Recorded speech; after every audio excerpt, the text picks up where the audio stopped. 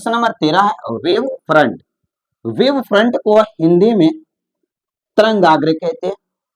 तरंगाग्र का डिफिनेशन देखेंगे वो यहाँ पे स्पष्ट रूप से आपको लिख चुके हैं कि समान कला में कंपन करने वाले ईथर के सभी कणों को स्पर्श करते हुए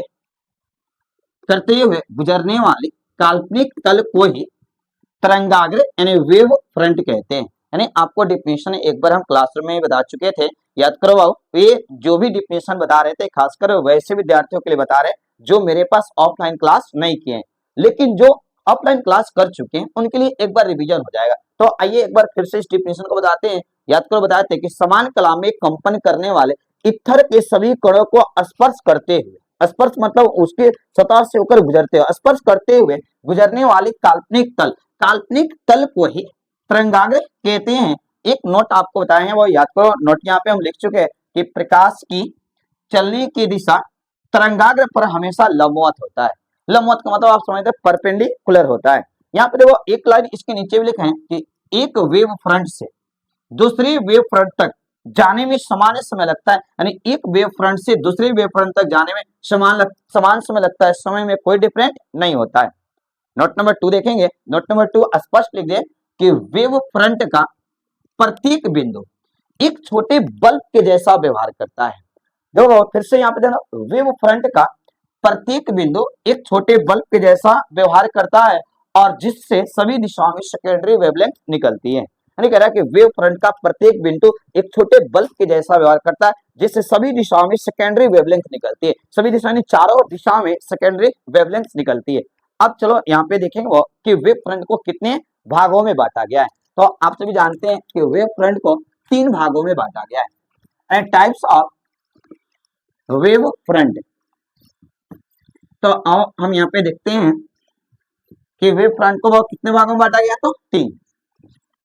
चलो तीनों को हम नाम बताते हैं। यहाँ पे कोई क्वेश्चन करेगा वेव फ्रंट कितने प्रकार के होते हैं, तो बताएंगे 3 प्रकार के होते हैं। पहला कौन होता है, जो 1 नंबर देखेंगे पहला होता है spherical wave front. Spherical wave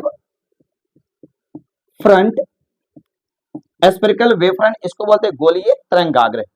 2 number देखेंगे वो, 2 नंबर आपको यहां पे बताया सिलेंड्रिकल वेव फ्रंट, इसको बोलते हैं बेलनाकार तरंगाग्र। और लास्ट वो देखो ना 3 नंबर होता है, ये है आपका वो कौन, तो plane wave front.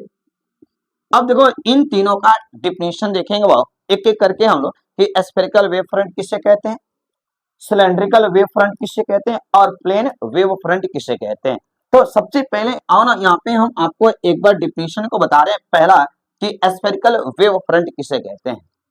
Spherical wave front का डिफिनेशन बहुत सिंपल होता है कि ध्यान से सुनेंगे आप लोग, अपने कॉपी में इसको नोट कर लेंगे कि कोई क्वेश्चन कर दिया किस एस्फेरिकल वेव फ्रंट किसे कहते हैं, तो आप बताएंगे कि किसी भी बिंदुवत आकृति स्रोत से, ध्यान से सुनो, किसी भी बिंदुवत आकृति स्रोत से निकलने वाली तरंगाग्र को एस्फेरिकल वेव फ्रंट कहते हैं। जैसे में इलेक्ट्रिक बल्ब में आप देखते हैं ना, जो आकृति गोलाकार होती है वहां से जो प्रकाश की किरणें निकलती है यानी तरंगाग्र निकलती है, वो होता है एस्फेरिकल वेव फ्रंट। एग्जाम्पल में कोई क्वेश्चन करेगा तो बताइए कि एग्जाम्पल, तो आप लोग बताएंगे गोलीय, तो यहाँ पे ये स्फेरिकल वेव फ्रंट में एग्जाम्पल कोई पूछेगा तो आप बताएंगे इलेक्ट्रिक बल्ब। यहाँ पे देखो इसका कह रहा है सिलेंड्रिकल वेव फ्रंट किसे कहते हैं।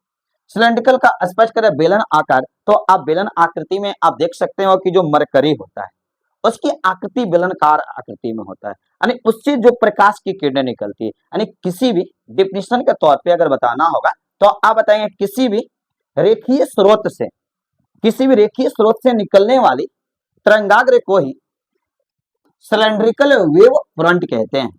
जिसमें एग्जांपल में कोई क्वेश्चन करेगा तो बता दीजिएगा मरकरी, कि मरकरी जो है, मरकरी से जो प्रकाश की किरणें निकलती है वो आप जानते हैं मरकरी की आप आकृति देखेंगे ऐसी बेलन की आकृति में रहती है।